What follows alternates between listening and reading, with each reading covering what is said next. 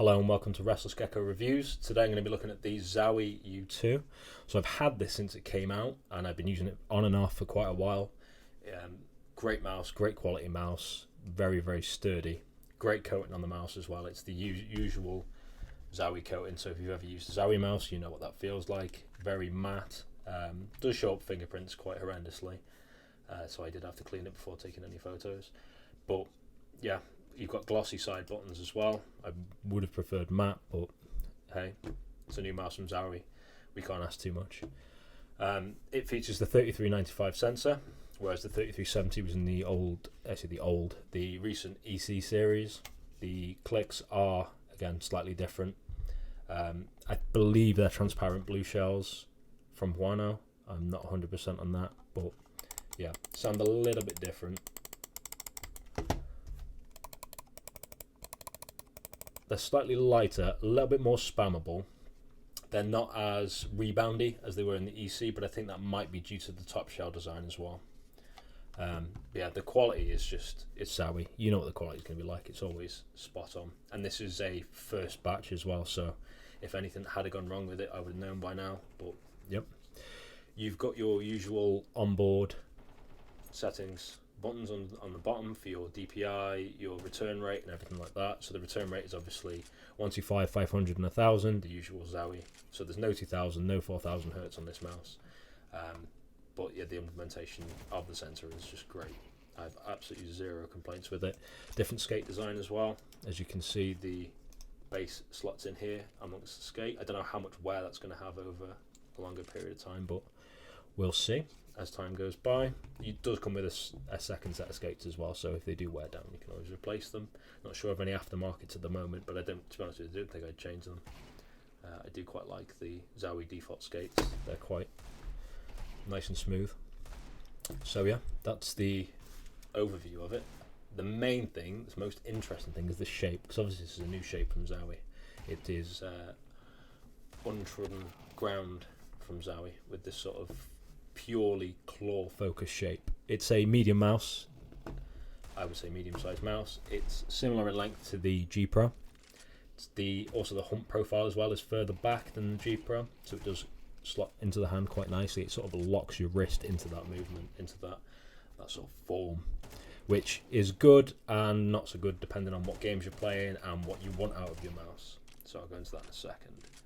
But yeah, I have zero complaints on the switches, just to go over those side buttons as well, just so you get those nice and tactile. But yeah, it's a great mouse. However, it won't be anywhere near approaching my main. The main issue I have is the profile and the length. So the profile is great with the way that the sides cut in, and it forces you into that claw. But because the back comes out so far, it just sort of sits in your hand, and you don't really have a vast amount of maneuverability. So I've got 20 by 10 hands, so I've got reasonably large hands. So I do tend to cover the mouse quite a bit. I think a larger size wouldn't be that great for claw. I would say a smaller size would be better, because it would have obviously given me a bit more of a vacuum in the back of my palm, which I think would be great. So in terms of what I can compare it to, it doesn't really compare to the BeastX, because it's obviously a Final Mouse clone. It just doesn't have that hump. Great mouse for claw, does give you a lot more freedom. The Atlantis Mini is probably a little bit more comparable, and again it forces you into that grip, but it's not as long, so you do have more maneuverability with the Atlantis Mini Pro. Yeah, it's just leaves me that bit of vacuum at the back of the palm where I can just move it around a little bit more. Again, the Maya, very similar sort of story, but again this one doesn't force you into that grip. This one's more of a sort of, you call it as you see it with your grip. You can adapt anything to it really, unless you've got massive hands. I don't think palm gripping is going to be the best option there. I would say the most comparable of the mice that I have on my table is the HTS Plus, in that it's a high hump. It's more mid-focused hump, so it's not quite as far back into your palm, but it does give you that lift off the mouse pad with your fingers. Whereas with some mice, like the BeastX, my fingers are very much on the pad and I can feel that drag. whereas with the HTS Plus I do have that option, just lifting them up slightly. And the same goes for the U2 as well. I do have that. But because it locks my wrist in place, I do feel that maneuverability and verticality is a little bit of a challenge. It was said in their sort of like press briefing, their marketing, that they were aiming this at Valorant players and people that play with more verticality. So even Apex, things like that. Which I think it does a better job of than the EC series, because obviously you are well and truly locked with this and you're more focused on arm movements and your wrist movements. Whereas with this, obviously they're aiming for more wrist movements. But I feel like the length, again, just prevents that sort of verticality that they were sort of aiming for. It's a very, very comfortable shape, though, I will say that. And again, it's so, for example, if I just put my fingers on there, my two lower knuckles sort of come further down, and it rotates my wrist very slightly down to a sort of 45-degree angle, which gives me a little bit more comfort. Whereas with the HTS Plus, which I tend to hold like that, my wrist is more sort of at a 180 degree. It's sort of like more flat than it is with the U2. So the U2 does make you roll your wrist a little bit more, just for that added bit of comfort. But again, with mice, it's sort of a trade-off. Any mouse that locks you into a grip, you better hope that it's a grip that you like and you appreciate and that you'll perform well with. Anything with a bit more of a free-flowing shape is a bit more safe. It's a bit more dependable, and you can shift around with it. Again, yeah.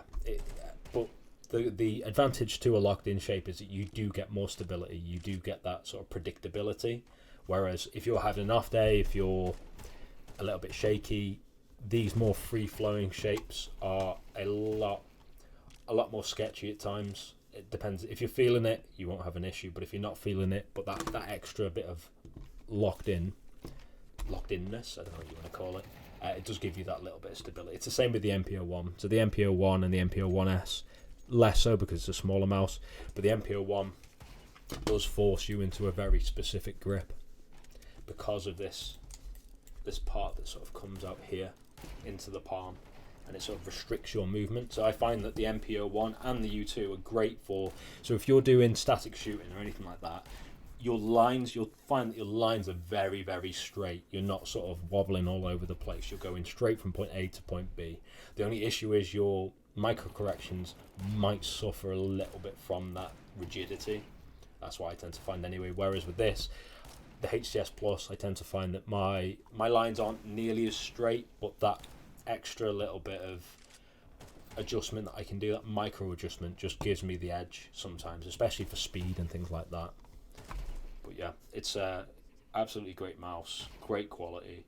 I can't really fault it, but again, it just depends on what you want. If you're looking for something that locks you in, gives you added stability with a little bit more maneuverability than something like the EC1 series, the EC2, any EC really.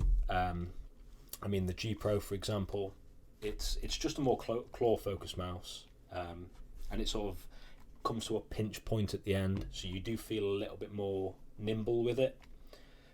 But again, it's like, in terms of stability, if I was to rank these in terms of what I feel makes me the most stable, you've probably got the EC1 at the end, is obviously solid as a rock. If you've got to move it, you've really got to put the full intent into it. Then you've got the, I would say, NP-01, very stable. Then I would say U2, Gpro. I would say the Lamzu, then the HTS. I won't include these two because they're sort of not vastly comparable. But yeah, that's how I would sort of rate them in terms of stability. And it depends whether I pick it up or not. It depends on how I'm feeling on the day. But yeah, it's a great mouse. All depends on you. But yeah, I would say solid recommendation if that's what you're looking for. So yeah, if you want to give me a like, give me a like. If you want to give me a subscribe, please do. And I will see you in the next video when I'll be looking at probably some more mouse pads. I've got a couple of Artisan on order to review those. So yeah, we'll see when they arrive. Thank you very much.